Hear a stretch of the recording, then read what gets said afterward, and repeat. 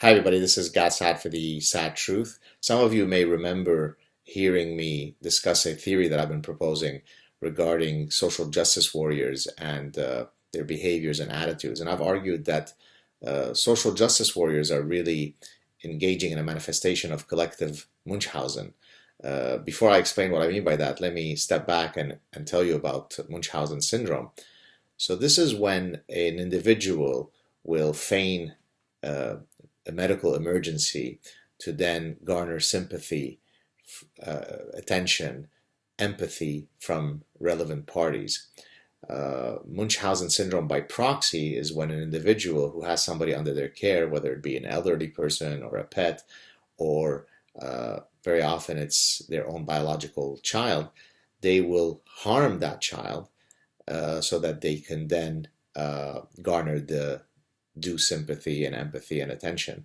Uh, Interestingly, it usually is the biological mother who engages in this behavior. And so I was interested in studying or exploring this, how could it be that a privileged relationship like biological mother and offspring, but privileged certainly in an evolutionary sense, how could it result in such a diabolical outcome? And so I had authored a paper several years ago that I published in a journal called Medical Hypotheses, where I looked at Munchausen syndrome by proxy via an evolutionary lens.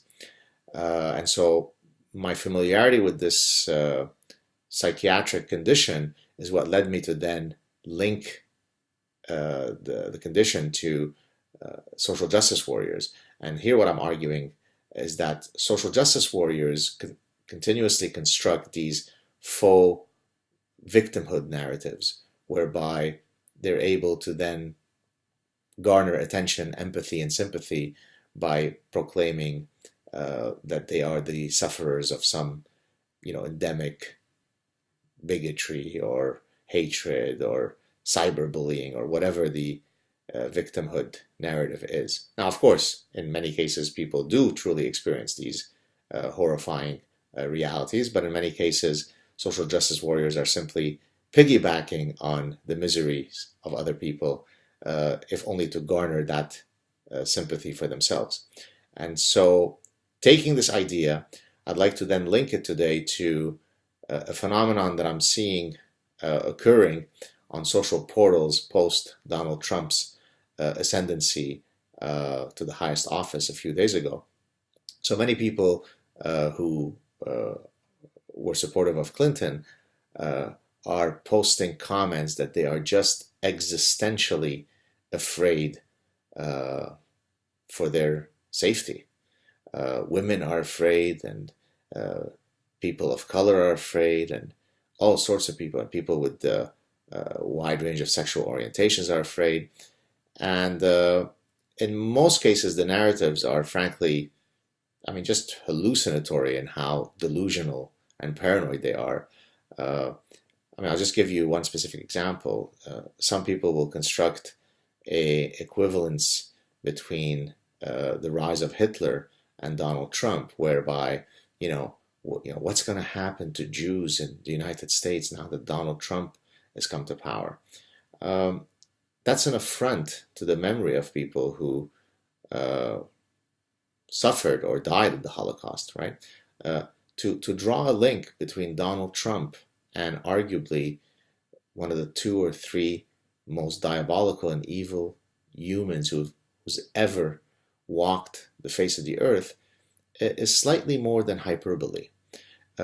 So what I propose is that, of course, when our favorite candidate loses, we're angry, we're hurt, we're disappointed, we're frustrated.